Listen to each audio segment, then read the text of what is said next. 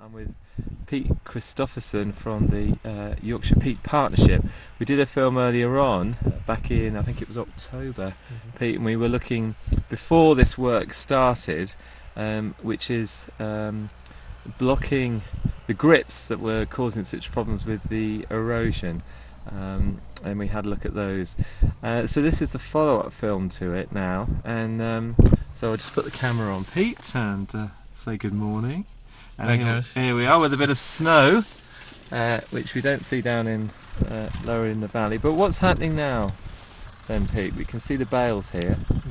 Well, if you recall, I said that our chosen method, really our preferred method to block these grips is to use peatlands, but they don't work awfully well in grips or gullies that have eroded to more than a metre wide, really. So we've got to find another method. Now, probably the second preferred option would be to build timber dams. Incidentally, people have used steel piling and plastic corrugated dams in lowland situations, but they usually are inundated with water most of the time, so they're not terribly attractive. They're not very aesthetic, to be honest, and that's why we haven't as yet used them in the uplands. So timber's the second preferred option. The problem with timber is that if we install a timber dam where the erosion has gone through the peat layer and into the mineral layer, and it's quite rocky or stony on the bottom of the watercourse, then the dam doesn't seal very well.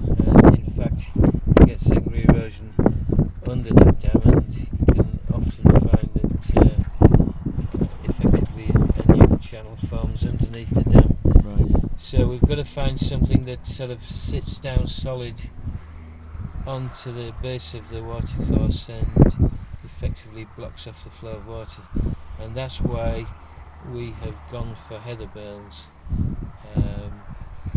So when we walk across the moor later, we'll be able to show you how the heather bale dams are constructed. Well, here we are, Pete, in front of a few of the heather bales here, and I guess some people watching it might just think, what's the impact of cutting this amount of heather? Is it opening up the moorland to erosion, and what would be the effect on the plants themselves by having having this cut? So perhaps you could give us a bit of insight on that. Well, we think that the areas where the heather's being cut and removed should recover quite well. In fact, we know it does.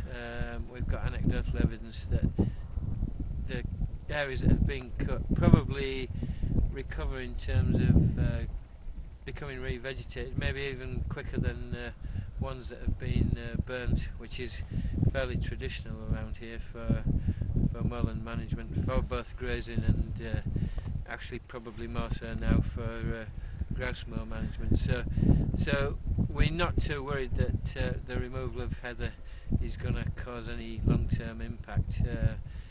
I mean, there are those that suggest that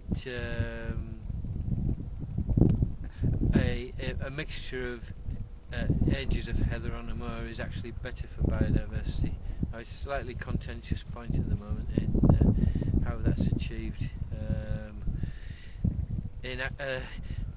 One side of the argument that says that if heather's just left to go entirely to its climax state, really, till it all becomes mature, then it becomes quite a fire risk and a heck of a fire load. So for the general good, there are those that would argue that heather management, in terms of having some younger stands of heather where it's not as long and flammable, it's good to have those. Now, on the other hand, there are those that say it should be left to its own devices, but that's not a view that most moorland managers would accept. Certainly in terms of grouse moor management, the gamekeepers like to have a mixture of edges of heather, and in fact those areas that have been more recently mown or burnt are favoured for grouse management, because there's more young plants that the grouse actually eat there than in the edge stands. So as I say, there's an argument about how to manage heather at the moment, and one that I'm not really qualified to pronounce on. But we think that removing the heather to make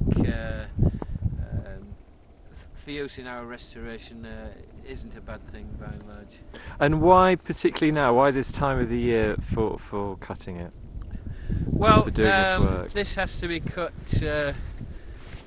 effectively after the end of the grouse shooting season, which is it ends in early December. Obviously, grouse mower managers don't want lots of machinery and men disturbing the grouse drives, so it has to be after December. But and also we also cut heather to get brash to try to revegetate areas of bare peat that have lost the vegetation after fire and so on, or erosion.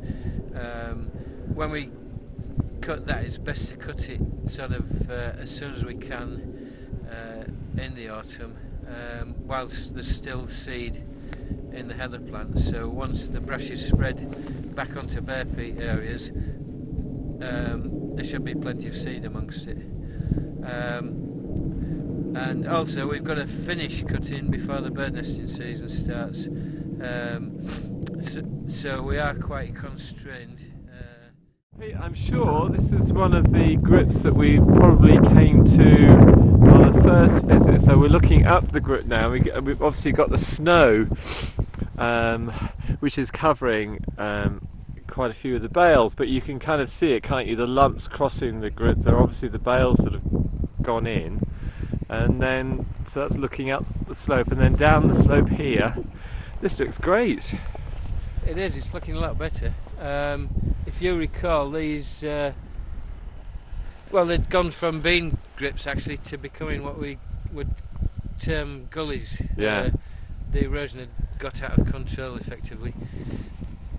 They were very steep sided, overhung with vegetation, and the steep sides, constantly being undercut by water movement, were collapsing all the time, so they were getting ever wider, and the water was cutting through the peat into the minerals and exposing the rocks, if you recall, and they were just getting ever deeper and wider. So they were well in excess, if I remember rightly, of a couple of metres and wide, and certainly a good 1.5 metres deep.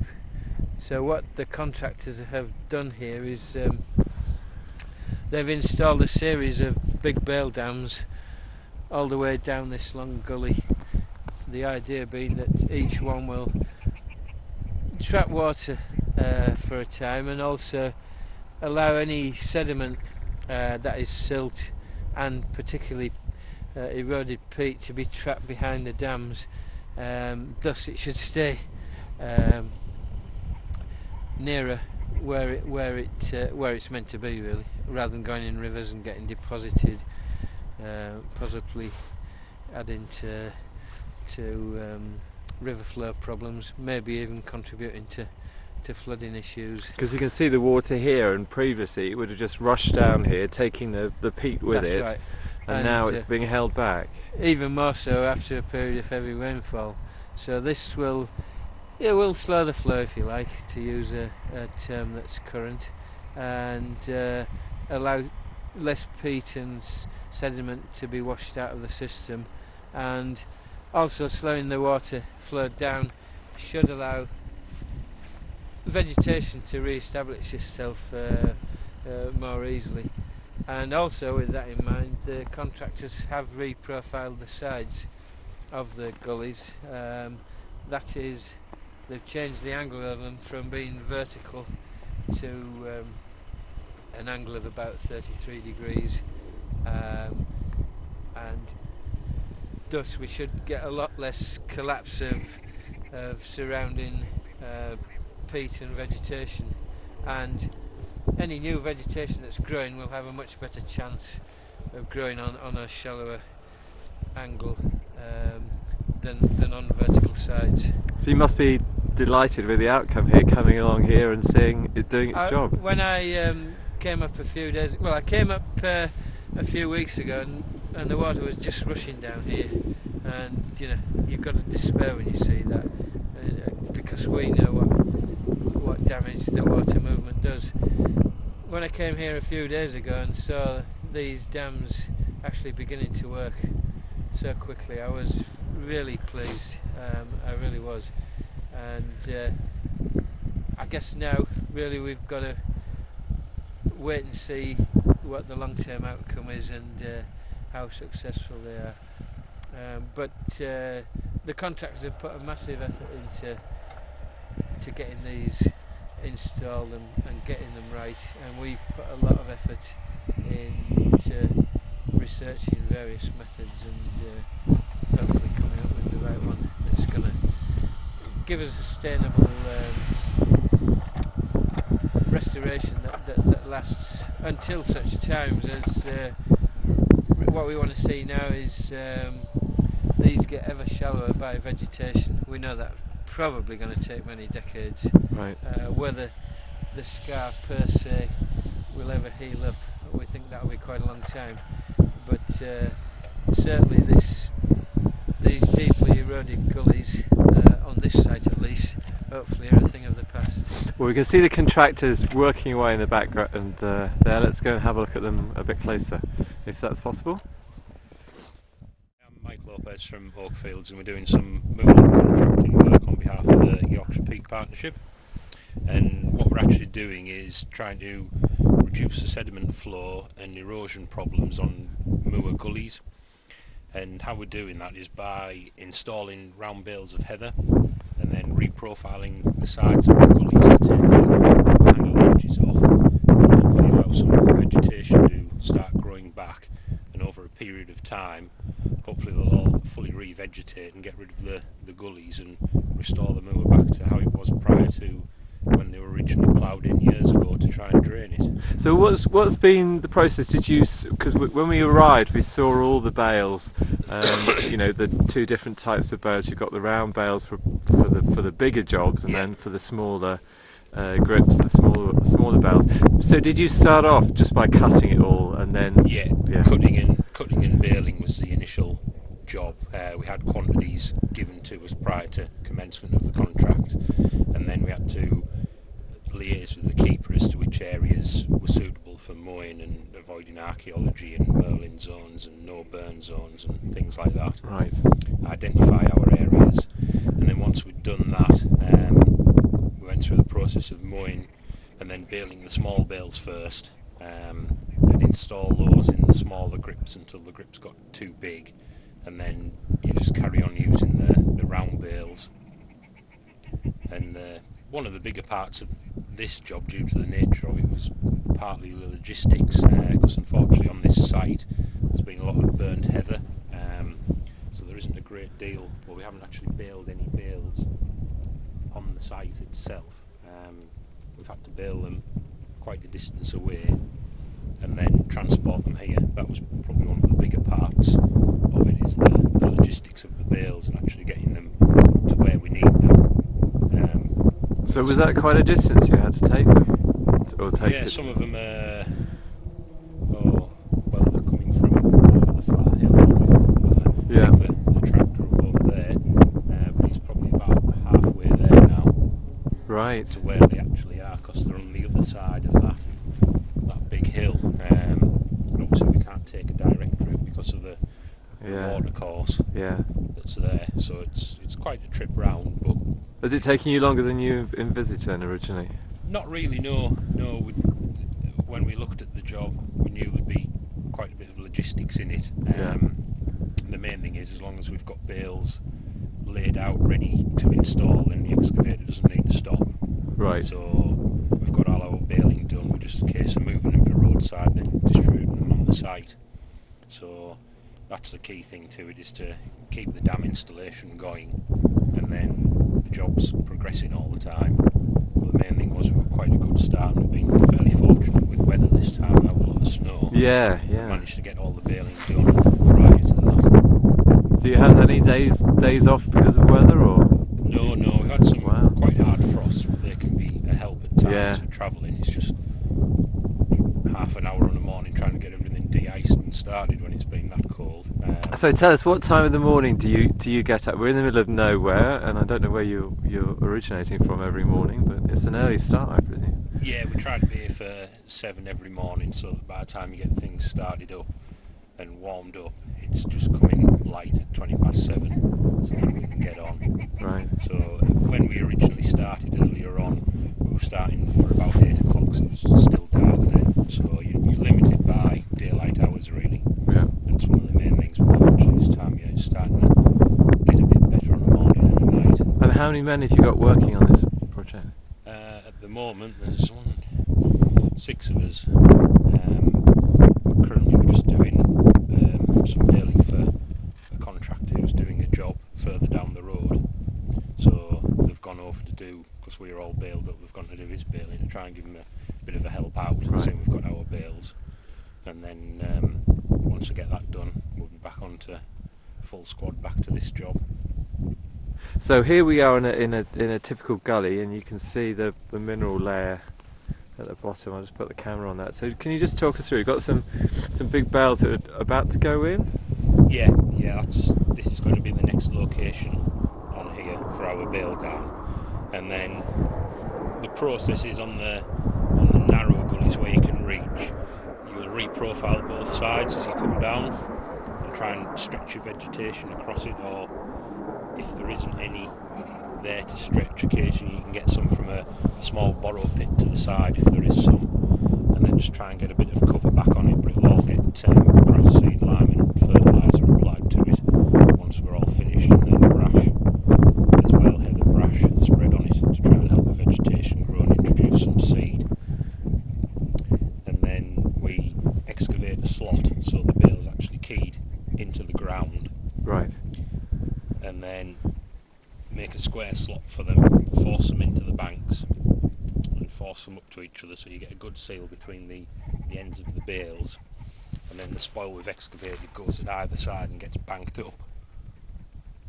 And the front one, the idea is to get a really good seal and also reduce the water pressure at the bottom of the dam, and then any spare material, or like in this example here there's quite a few rocks and things, Yeah. they'll all get pushed to the back of the dam to hopefully anchor it in place and prevent it getting washed out.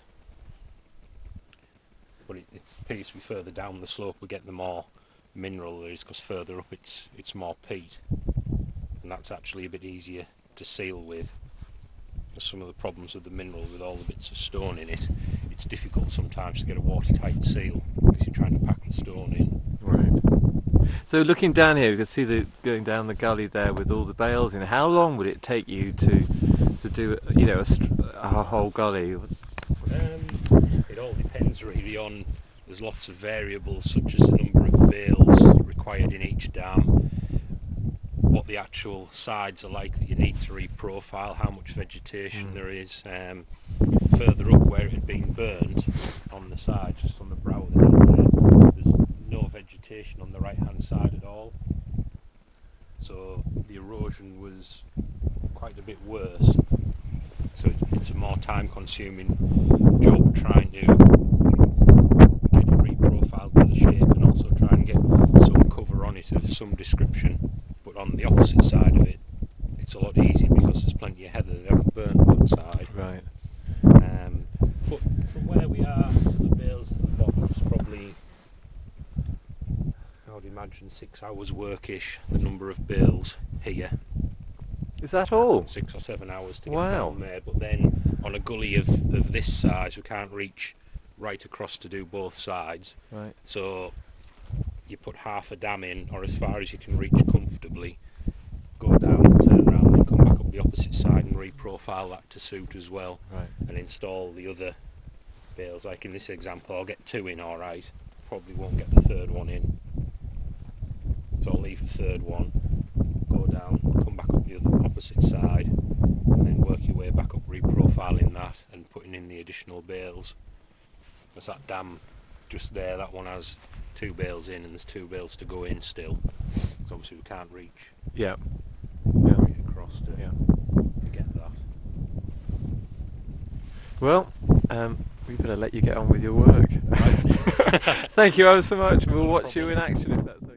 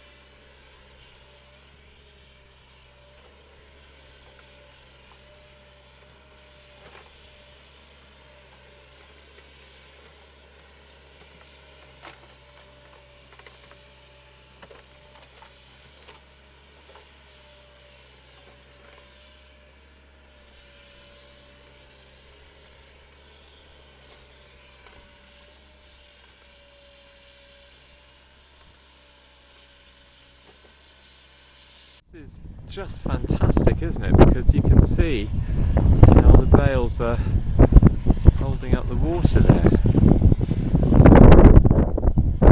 And there's the digger down in the distance, adding more. Oh, it's good to see. So these are working. It seems that they're working sort of the day after they've been installed. So this is just a day. These went in. They've only been installed within the last day or so. Yeah. Wow. So that's it's very heartening to see that, I think, and we'd obviously like to come back and see all these little pools probably in summer and beginning to revegetate and green up again. That's what we'd really like to see. And so previously, this water would have just gone down the channel and down to the stream at the bottom and left the valley, and now it's being held up, so this whole area either side of these gullies is now just going to get that much wetter. it will be, and that'll be good for the general health of this moorland, this boggy area. One of the consequences of drainage of the moors in many cases has been not only the erosion that's taken place in the grips that, as I've said before, ultimately become big washed out gullies, but also that the surrounding peatland becomes quite dried out really, and as such once it's dried out, cracks can begin to appear, and then any water flowing through those begin to erode. So you get what we would probably dendritic drainage and secondary erosion taking place away from the big grips. So all that really just contributes to the the general condition of that peatland area just gradually getting worse and worse, and there is a place right at the bottom of this slope where the cracks became so big that they've effectively become drainage channels as well. Quite by accident they weren't installed like these, so there's cracks everywhere down there, and we'll do a bit of this damming down there, but frankly we're not so sure that you know, that's going to succeed in restoring that land properly. Our biggest fear is that that erosion will continue, and just a great sheet of, you know, vast area of that bog just gets washed away completely down into the streams, which we know can happen. It's not so very far from here. A few years ago that we had some terrible flooding that affected some of the villages and towns around here, and that was just as a consequence, perhaps not solely of the drainage, but a consequence of the water coming off the hills and into the big streams and rivers so very quickly, and you know, it washed out stone bridges, so you can obviously see that it will probably wash away degraded peat quite easily. So this work has loads of benefits, doesn't it? It's not just up here and the moorland and the peat up here, drainage, but water quality, wildlife, habitat, the vegetation, the amenity of it actually, when you stop to think about it. Beautiful, isn't it? It is beautiful, it's isolated, but you know, if we allow it to get overly degraded, the beauty won't. Yeah. It'll start to dissipate and disappear and become less. And our moors, you know, they're famous for being the largest continuous area of heather moorland in England, and that's the way we want to keep it. We don't want it all making into just a jigsaw of little remnants of moorland and peat bogs. Well, as you say, this is certainly, there's a sort of quite an experimental element to this. You're trying out techniques, but you know, certainly from what we're seeing today, very early on, it's looking really promising. Well, it is. I guess we've got to cross fingers to a certain extent. These techniques aren't. They haven't been employed very much elsewhere. In fact, some elements of what we're doing now, we're not sure that anyone else has done it before, but we've come down to this. This is the methods that we think we can make work, and as I say, we'll be keeping our fingers crossed for several years. I keep mentioning vegetation, but it would be nice to see everything covered with grasses and sphagnum and heather again, and even the dams growing over with vegetation as well, with any luck, and everything gets consolidated and bedded in. Hopefully it'll withstand the elements effectively. Well, talking about the elements, Pete, I think we'll look forward to coming back in the summer when it's a bit warmer, but it's really good to see you. Thanks very much for inviting me up here again. No problem at all.